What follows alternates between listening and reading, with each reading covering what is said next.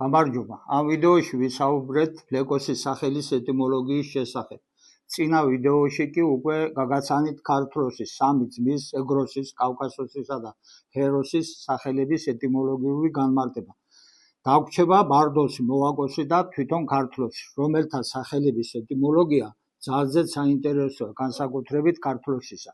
შეგახსენებთ რამოდენიმე ცნობას თეიმურაზ ბატონიშვილიდან.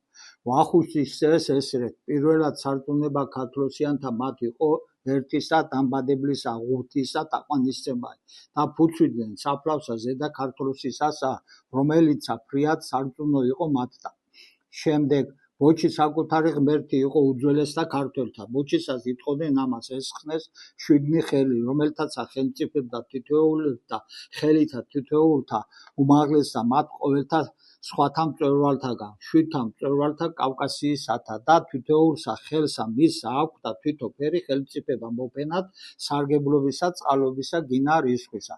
შემდეგ ეგ სახედვე შვიდნი ხელნი ბოჩისანი ნიშნიდეს შვიდთა ნათესაობათა თარგაფოსიანთა, ქართლოსისა და სხვათა 6 ძმათა მისთა, რომელნიცა იყვნენ ერთ საზოგადოობა ხელისა ქვეშე ქართლოსისა, ეგროსის, მოვაკოსისა, ჰეროსისა, ბარდოსისა, ლეკოსისა და კავკასოსისა. ესე შვიდნი ნათესავნი არიან ერნი გიორგისა, ესე იგი საქართველოისა, ანუ ივერიისა, რომელნიცა პირველ ყოველნივე ერთ და ერთ ენა იყვნენ ყოველნივე ქართულისა მომზრახთ.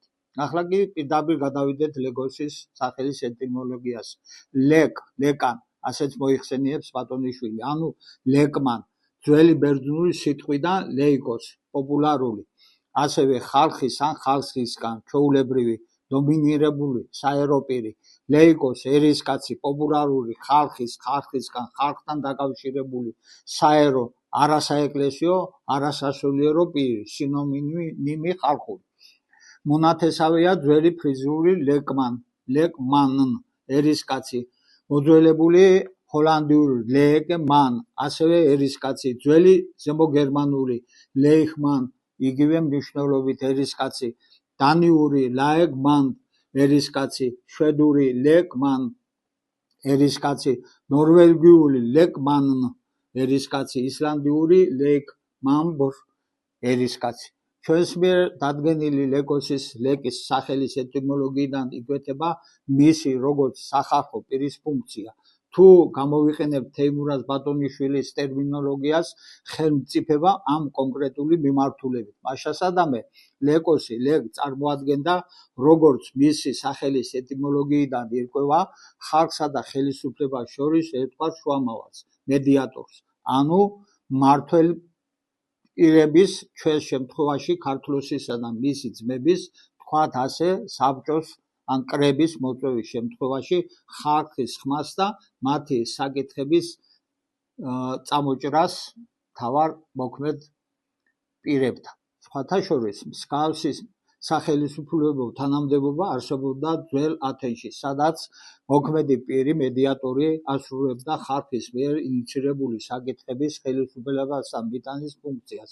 ძველი საბერძნეთი და სხვა ევროპული კულტურები გაცილებით გვიანდელია ვიდრე ქართლოსიანთა კულტურა. ამიტომ ეს ტერმინი ლეკოს და ამავდროულად პიროვნების სახელი, ისევე როგორც თანამდებობა, გახლავთ ქართული წარმოშობისა, ხოლო მოგვიანებით მოხდა მისი როგორც მმართველობის სისტემაში თანამდებობრივი სახელდება და გავრცელება, დაწესება სხვა ევროპულ მოგვიანებით კულტურებში.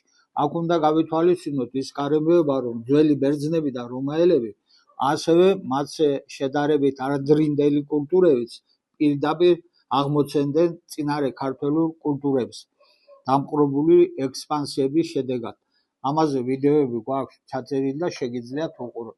მაშასადამე ქართლოსის ძმის ლეკოსის სახელის ეტიმოლოგია გახლავთ სახალხო პირი, რომლის ფუნქციაც გახლავთ ხალხის მიერ ინიციირებული საკითხების მიტანა ხელისუფლებამდე, კრებულამდე და მათი განხილვა, ანუ თანამედროვე დაშვებით მაჟორიტარი დეპუტატი. გასაოცარია რა უძველესი ქრონოლოგია და თანაც ქართული ფესვები ჰქონია სახელისუფლებო წარმონაქმნს და როგორ იქნა მითვისებული მოგვიანებით კულტურებში, თქვათ, ძველ ბერძნულსა და რომაულში.